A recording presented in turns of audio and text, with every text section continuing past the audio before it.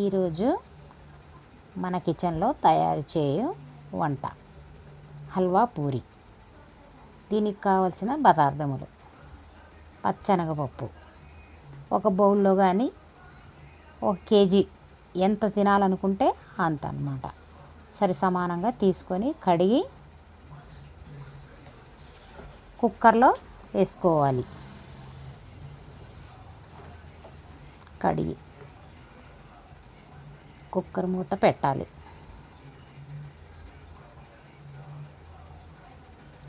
మూడు 4 విజిల్లు వచ్చిన తర్వాత బాగా ఉడుకుతుంది కదండి పప్పు. దాన్ని చల్లారిన తర్వాత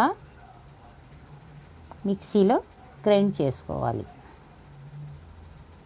పల్సగా కాదండి, నీళ్లు వేయకుండా గుత్తగా గట్టిగా ఉండాలి.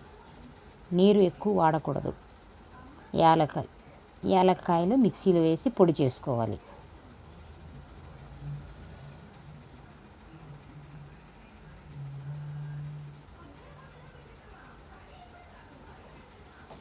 యాలకుల పొడి దాన్ని ఒక బౌల్లో తీసి పెట్టుకోవాలి.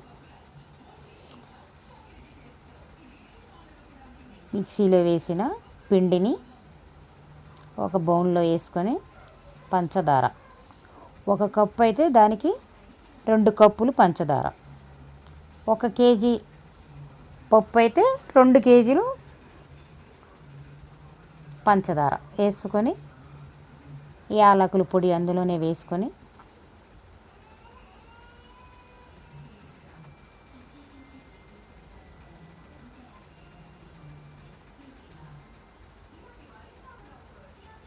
చక్కెర, పిండి,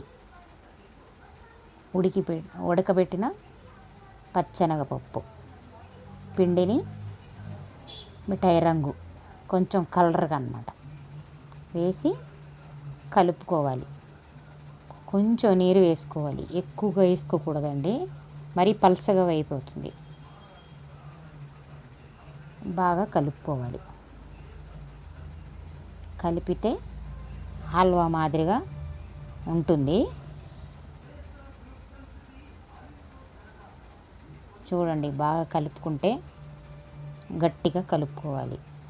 నీళ్ళు ఎక్కువ వేసుకుంటే చాలాసేపు పడుతుందండి ఉడకటానికి, పాకం రావాలి. అందుకు నీరు తక్కువ వేసుకోవాలి. నీరు వేసుకోకూడదు, పప్పులో ఉండే నీరే చాలు. పంచదార వేసేటప్పటికి గట్టిగా ఉంటుంది. స్టవ్ ముట్టించుకొని ఒక బౌల్ దాని మీద పెట్టుకోవాలి. దాంట్లో నెయ్యి, చక్క మొగ్గ నెయ్యి 1 గరిటెడు వేసుకోవాలి.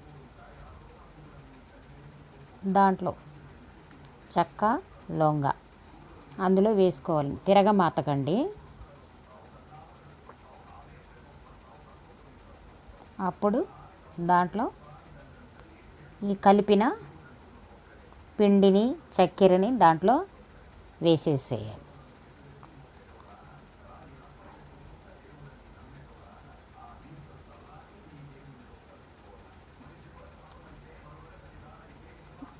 పాకం వచ్చేటట్టుగా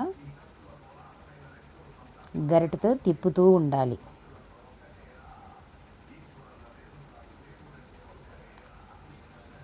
అలా తిప్పుతూనే ఉండాలండి, లేకపోతే కింద మాడిపోతుంది.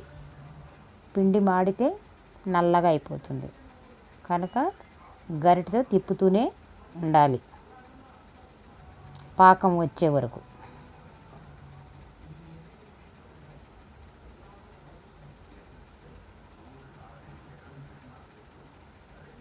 పాకం వచ్చిన తర్వాత గట్టిగా అయిన తర్వాత అది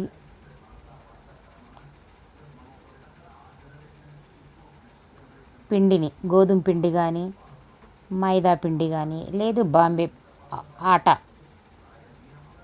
కలుపుకొని పెట్టుకోవాలి ఒక పక్కన. స్టవ్ ఆఫ్ చేయాలండి.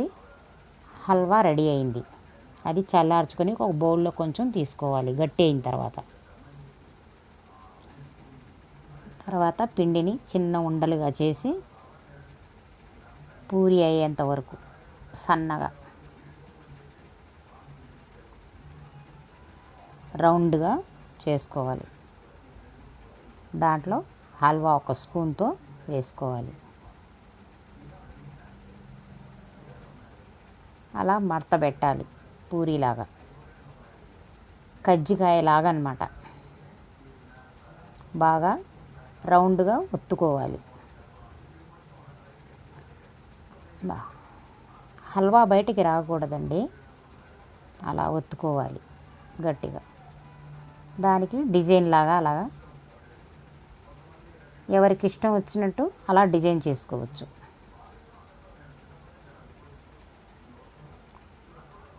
అలా చేసుకోవాలండి. చూడండి, ప్లేట్లో చేసి పెట్టున్నాము, ఎలా ఉన్నాయో చూడండి.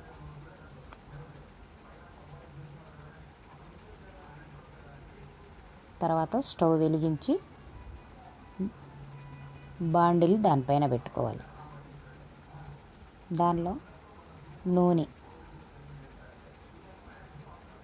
పూరీలు తగినంత కాలటానికి తగినంత నూనె వేసుకోవాలి.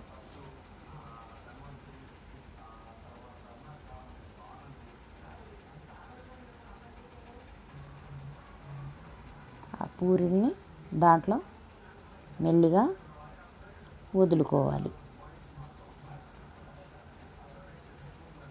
సన్న సెగ మీద నూనె బాగా కాగిన తర్వాత వేసుకోవాలి.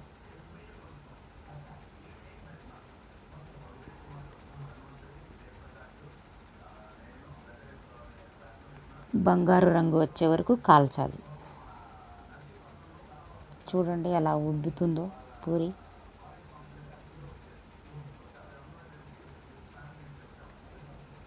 ఈ హల్వా వారం 10 రోజుల దాకా నిలువ ఉంటుందండి.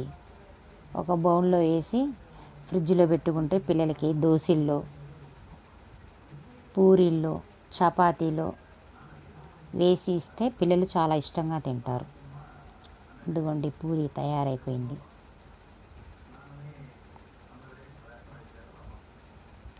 దీంట్లో ఖీర్ పూరి కలిపి తింటే చాలా రుచిగా ఉంటుందండి. దీంట్లో కావలసిన ఖీర్ని తయారు చేయడానికి నెక్స్ట్ వీడియోలో చూపిస్తాను. ఈ పూరీని ఖీర్లో కలుపుకొని తింటే చాలా బాగుంటుందండి.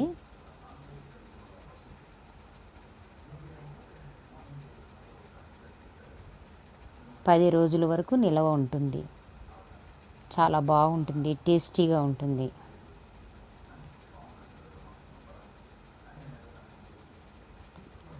చూసారా, బంగారు రంగులో అన్ని హల్వా పూరి రెడీ.